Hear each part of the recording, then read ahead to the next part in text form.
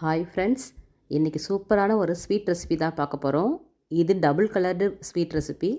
வாங்க எப்படி செய்யலான்னு பார்க்கலாம். இதுக்கு ஸ்டவ் ஆன் பண்ணிக்கிட்டு கடாய் வச்சுக்கோங்க. அதில் 1 ஸ்பூன் அளவுக்கு நெய் சேர்த்துக்கோங்க. நெய் நல்லா உருகிற வரைக்கும் வெயிட் பண்ணுங்கள்.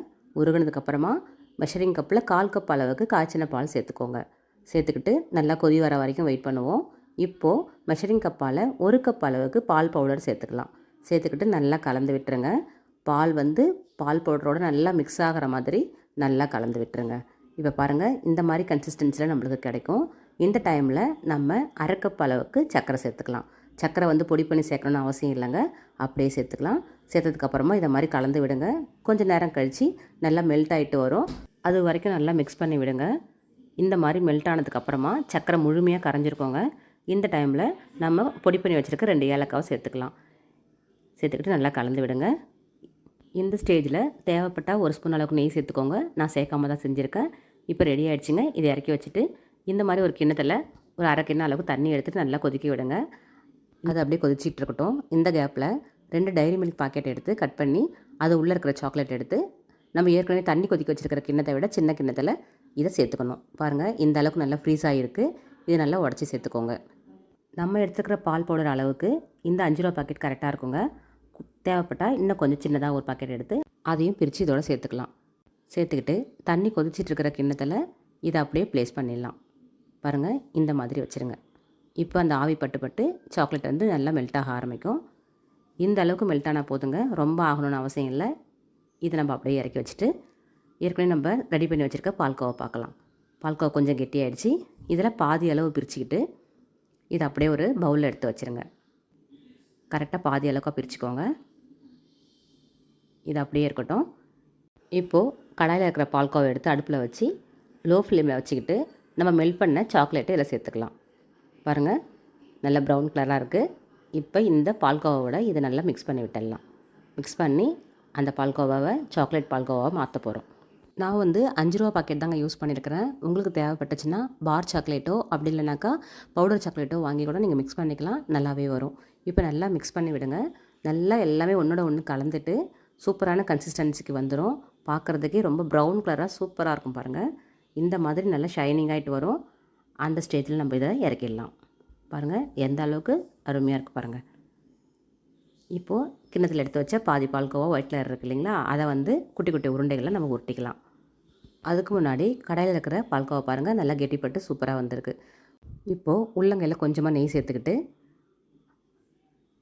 அந்த ஒயிட் பால்கோவாவை குட்டி குட்டி உருண்டைகளாக ரெடி பண்ணுறதுக்கு இதை மாதிரி வச்சு நல்லா உருட்டி விட்டுருங்க. இதே மாதிரி இருக்கிற எல்லாத்தையுமே சின்ன சின்ன உருண்டைகளாக உருட்டி எடுத்துக்கலாம்.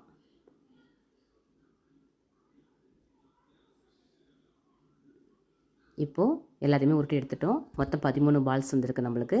இதை அப்படியே ஓரமாக வச்சுட்டு இதே தட்டில் இன்னொரு பக்கமாக நம்ம அந்த சாக்லேட் பால்கோவாவை இதே மாதிரி உருண்டைகளாக உருட்டிக்கலாம். ஈவனாக உருட்டிக்கோங்க. அதில் 13 பீசஸ் இருக்குது. அதுக்கு மேட்சாக 13 பீசஸ் நம்ம இதில் ரெடி பண்ணி வச்சுக்கலாம். பாருங்கள், இதே மாதிரி அந்த சாக்லேட் பால்கோவா எல்லாத்தையுமே உருண்டைகளாக நம்ம மாற்றி வச்சிட்டோம். எவ்வளோ சூப்பராக இருக்குது பாருங்கள். இப்போ இது ரெண்டுத்தையுமே ஒன்று சேர்த்து டபுள் கலராக நம்ம மாற்ற போகிறோம். இதில் ஒரு பால் எடுத்துக்கோங்க, ஒயிட் கலரில். ப்ரௌன் கலரில் ஒரு பால் எடுத்துக்கோங்க. ரெண்டுத்தையும் உள்ளங்கையில் இதை மாதிரி வச்சுட்டு ரெண்டுத்தையும் சேர்த்தாப்பில் இந்த மாதிரி உருட்டி எடுத்துக்கோங்க. நல்லா அழுத்தம் கொடுத்து உருட்டிக்கோங்க. அப்போ தான் தனித்தனியாக இல்லாமல் ரெண்டும் ஒன்று சேர்ந்து வரும். பாருங்கள், எவ்வளோ அழகாக இருக்குது. சூப்பராக டபுள் கலர் நம்மளுக்கு கிடச்சிச்சு பாருங்கள். ரொம்ப ஈஸியாக செய்யலாங்க. இதை மாதிரி நீங்களும் ஒரு முறை ட்ரை பண்ணி பாருங்கள். ரொம்ப சூப்பராக இருக்கும். உருண்டையாக உருட்டினதுக்கப்புறமா நம்மளுக்கு என்ன ஷேப் வேணுமோ அந்த ஷேப்புக்கு இதை நம்ம மாற்றி வச்சுக்கலாம். டபுள் கலர் தெரிகிற மாதிரி நம்ம ஒரு ஷேப்புக்கு கொண்டு வந்துட்டோம். எவ்வளோ சூப்பராக இருக்குது பாருங்கள். இதே மாதிரி இருக்கிற எல்லா உருண்டைகளையும் நம்ம ஒன்றாக்கி டபுள் கலரில் இருக்கிற ஸ்வீட்டை நம்ம ரெடி பண்ண போகிறோம். இப்போ இன்னொரு இதில் பார்த்துக்கோங்க. 2 பாலையும் ஒன்றா வச்சு இந்த மாதிரி அழுத்தம் கொடுத்து நல்லா க்ளோஸ் பண்ணி உருட்டிக்கோங்க. அப்போ தான் பிரியாமல் சூப்பராக இருக்கும்.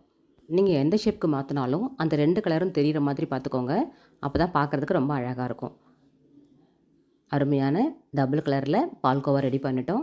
நீங்களே இது மாதிரி ட்ரை பண்ணி பாருங்கள். உங்கள் குழந்தைங்களுக்கு செஞ்சு கொடுங்க. லீவில் இருக்கிற குழந்தைங்களுக்கு இந்த மாதிரி ஒரு ஸ்வீட் செஞ்சு கொடுக்கும்பொழுது குழந்தைங்க ரொம்ப விரும்பி சாப்பிடுவாங்க. நீங்களே பாருங்கள், எவ்வளோ அழகாக இருக்குது பாருங்கள். இப்போ நம்ம எல்லா உருண்டைகளையுமே அதை மாதிரி செஞ்சு வச்சிட்டோம். இப்போ நம்ம கார்னிஷ் பண்ணுறதுக்காக கொஞ்சமாக சில்வர் லீஃப் சேர்த்துக்கலாம். உங்களுக்கு தேவைப்பட்டால் சேர்த்துக்கோங்க, இல்லைன்னா விட்டுருங்க. இது ஆப்ஷனல் தான். இது கண்டிப்பாக சேர்த்தே ஆகணும்லாம் அவசியம் இல்லைங்க. நான் வீடியோக்காக கொஞ்சம் அட்ராக்டிவாக இருக்குன்றதுக்காக சேர்த்துருக்கேன். நீங்கள் அப்படியே கூட குழந்தைங்களுக்கு கொடுக்கலாம். இப்போ நம்ம சாக்லேட் சேர்த்து நம்ம செஞ்சதுனால கொஞ்சம் மெல்ட் ஆகிற மாதிரி இருக்கும். இதை நம்ம ஒரு 10 நிமிஷம் போல் ஃப்ரீசரில் வச்சுட்டு அதுக்கப்புறமா கொடுத்தோம்னா நல்லா கெட்டியாகிட்டு சூப்பராக இருக்குங்க. வாங்க இப்போ ஒன்று செக் பண்ணி பார்க்கலாம் எந்த மாதிரி வந்திருக்குன்னு. ஃப்ரீசரில் வச்சு எடுத்ததுக்கப்புறமா கொஞ்சம் கெட்டியாக இருக்கும். அதை நம்ம கையால் புட்டு பார்க்க முடியாது. அதனால் ஒரு நைஃப் வச்சுட்டு கட் பண்ணி காட்டுறேன். பாருங்கள், உள்ளே பாருங்கள் அதனோட லேயர் எந்த அளவுக்கு சூப்பராக வந்திருக்கு பாருங்கள். டபுள் கலர் எவ்வளோ அழகாக தெரியுது பாருங்கள். இந்த வீடியோ உங்களுக்கு பிடிச்சிருக்குன்னு நினைக்கிறேன். பிடிச்சிருந்தனா லைக் பண்ணுங்கள், ஷேர் பண்ணுங்கள், கமெண்ட் பண்ணுங்கள்.